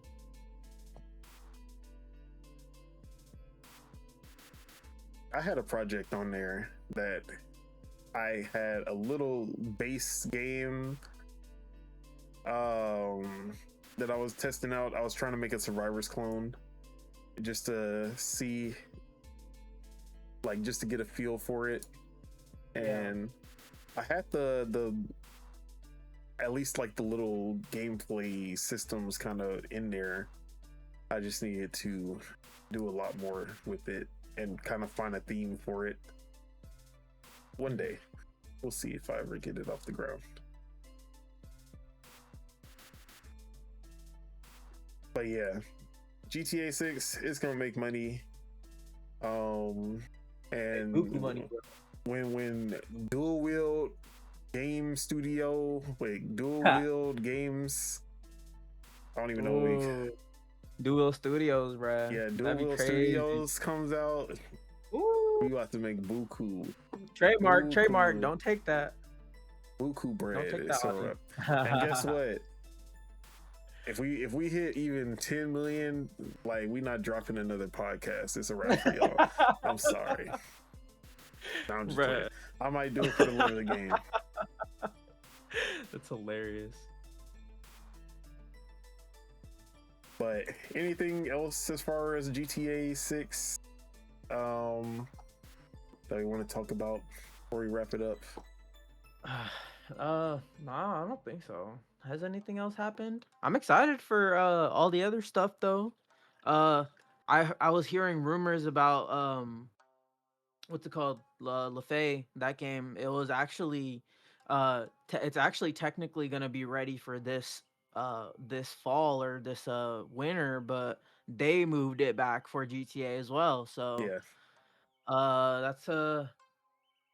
that's pretty nuts, man. And obviously drop it on February 18th. Drop it on the day of Fable. Is that Fable's Day? Yeah. You want it to happen? Drop that shit on Fable's Day. Ooh, that's gonna be a battle, bro. Versus La Fable. La Fable. Nah, dude, that'd be crazy. That'd be crazy. Do it. That'd be a battle. Because God of War is a big series. I mean, it was even out of like all the SGF stuff. I think it was the most like viewed and what's it called, like posted about game out of all that. So it definitely got people going, but definitely not like GTA. GTA's probably maybe like God of War might sell like 10 mil in a week, maybe, you know, whereas like GTA is gonna sell like 10 mil in like a day, if not more than that, you know. So it's like, so damn, you think LaFay does 10 million? I think it'll hit 10 mil because God of War Ragnarok sold hella. It sold a lot. But that's Kratos. That is Kratos, but it's also God of War though. I feel like, you know, I don't know. And people seem to like the actor or actress that plays Faye. So I feel like it's gonna go crazy, bro. I'm not gonna lie. I feel like it's gonna go crazy. Yeah, but there's so much to look forward to. Like, GTA is the least of my concerns right now. Even yeah, it could come and go. Honestly, it's just funny. I'm excited for it and it's fun, but it like I'm trying to play. You already know. But also, I know when that trailer dropped, like, shit might change. Like my feelings might. Yeah. Say it might be Friday, but they've been saying it might be X day for how long now? I already got so many games I need to play, bro. But yeah, man. Like our GTA was like Mina the Hollower this year, like low key. Mm-hmm. Like at least that was mine because I've been waiting for fucking ever and I still haven't even. I should probably get to it. That game is so good though. I already know because I played so much of the demo. You and Mina the Hollower was like me and Scott Pilgrim EX last year. Like, I was Scott Pilgrim you didn't EX. Like that game, right? No, I never even played it. You still haven't played it? I still haven't played it. I didn't even play the demo. I was like, I'm not even gonna play a demo because I'm gonna get it at launch, bro. I just have never just had the time to really just be like, yeah, I'm about to play this fucking Scott Pilgrim game that I've been waiting for forever. One, right? Yeah, that one's gonna be okay. I mean, I like the both of the, or I like the last Scott Pilgrim a lot. That's why I was excited that we finally got a new one. But yeah, I completely just skipped that game because there was just too much going on. I just haven't had the chance to go back. Yeah, dude. Oh yeah, no, this game looks fire. All right. Well, let's go ahead and wrap it up. That is it. That is all we have for you guys today. Thank you all for tuning in, and to all the people leaving comments in the chat. We do appreciate the support. Make sure you guys hit that like because we love you guys and it helps us grow this channel. If you're not subscribed and you enjoyed the show, make sure you guys hit that subscribe button so you can stay updated for when Dual-Wield premieres. So let's go ahead and get these outros. Appreciate you for pulling up the bagels. Where can we find you? What you got going on? Yeah. Okay, so you guys can find me on Twitter. Either arguing with people or trolling people. One or the other. Y'all can find me there at Subeg Dollywell, and then you guys can find me on Instagram as well. Same handle. That's really it for right now. Definitely tap into the Discord for sure. I'm in there. Usually that's where I do my social stuffs, but if I'm talking to people or like hanging out or chatting or whatever, it seems like it's all in Discord nowadays. So it's yeah, definitely in there. But yeah, that's really it. All right. As for myself, Otaku, you can find me on Twitter at PastaFeet F3ET. You can find me on twitch.tv/Otaku the Don. And of course, you can find me right here on YouTube, Otaku, where not only are we doing Dual-Wield every Thursday, Project Entitled Gaming Podcast every Saturday live, and of course, lordsofgaming.net. Finished up all of my Summer Game Fest shit. I'm doing an article that'll be dropping July 1st, and it's gonna be my updated games that I'm looking forward to for the rest of 2026. Now that all the Summer Game Fest news then came out. And I will be doing reviews for Undisputed and for NBA The Run as well. Once I get a little bit more time into those games. Like, I haven't played Undisputed online yet, so I need to play online a bit before I do the review. Nice, man. So yeah, that's where we are at. Any final words for the people before we get out of here? Final words for the peeps. Shit. Keep playing some games. Don't be too hyped for GTA, but be a little hyped for it. Little hype. Sound like a rapper. Yeah. All right, with that, let's go ahead and get out of here. Peace out, everybody. Enjoy your weekend, enjoy your week, your month, year, life, all that. Bye-bye. Peace.